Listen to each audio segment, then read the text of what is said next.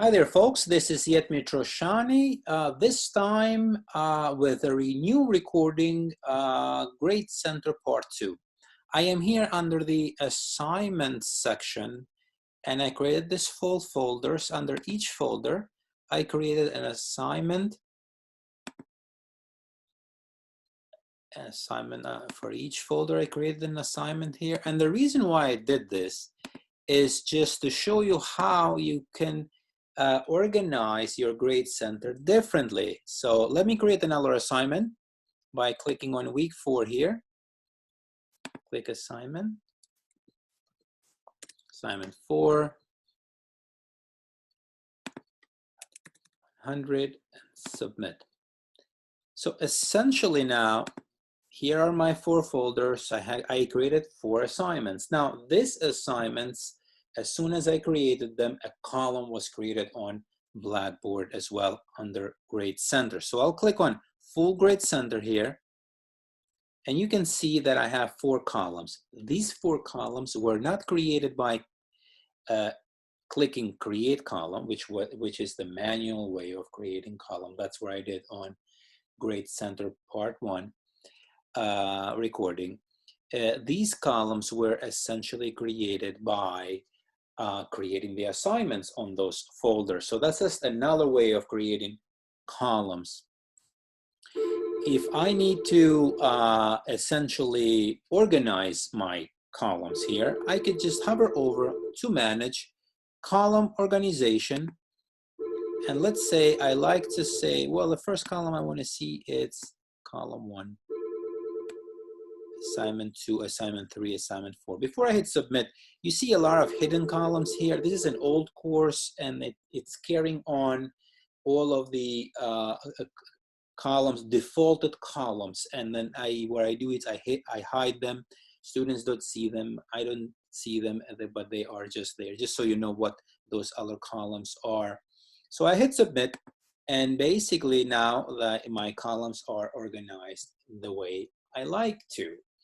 Another thing I wanted to cover on part 2 of Grade Center recording, it's the categories. Well, let me explain first of all why categories are, why can it be used? Why is it important? Why can it be useful? For those of us that use a lot of columns to grade students, we have many assignments, for example, instead of creating a weighted column which weights all of those individual columns, we can actually create a weighted column which will weight them instead of columns with categories. It's just easier to manage the course when you have many assignments. So let's see how that works. When I click on categories here, notice I have a category. These are the defaulted categories. The ones with the box next to it are categories that I have created. So right now I have 3 columns assigned to category called assignments, and 1 column to a category called journal. This was just a default from before, so I'll just leave it at that.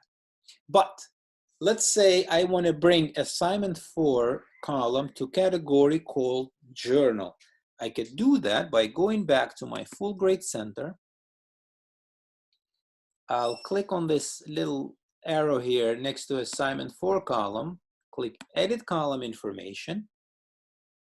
And instead of assignment, here it is, a journal. Hit submit. And then now, these 2 columns are assignment 1 and assignment 2 are essentially part of category called assignments. Assignment 3 and assignment 4 columns are part of the category called journals. And the way this works when you create a weighted column is as follows. You click on weighted column, the final grade. I like my final grade to display as letter. And instead of picking individual columns from this area and dragging them over to the area where we start to calculate them, this time we're going to actually bring over the categories. We know that these two categories have columns assigned. So let's say I want this to be 60% towards the final grade, assignment category, right? And the journal category, I want it to be 40% towards the final grade. It should add up to 100.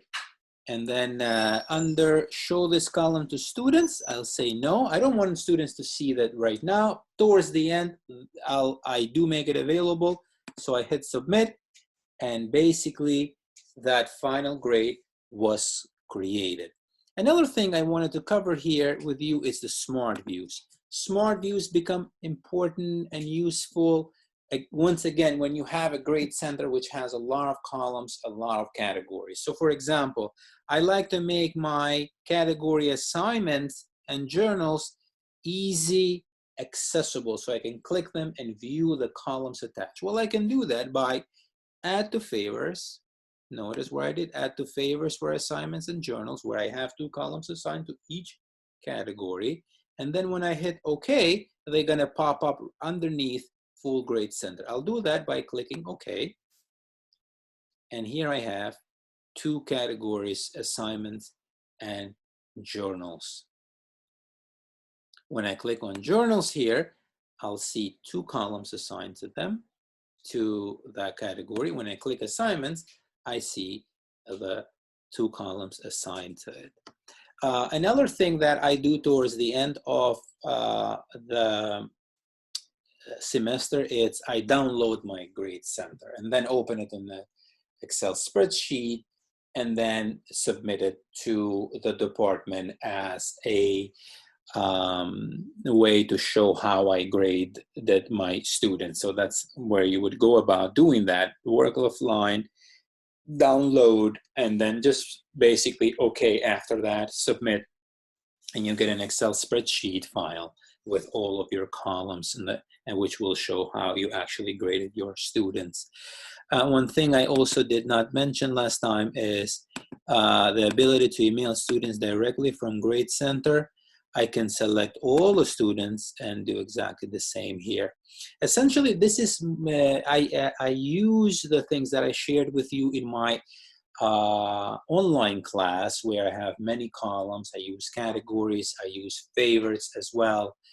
And I thought you may find it useful. I use also emailing directly from Grade Center.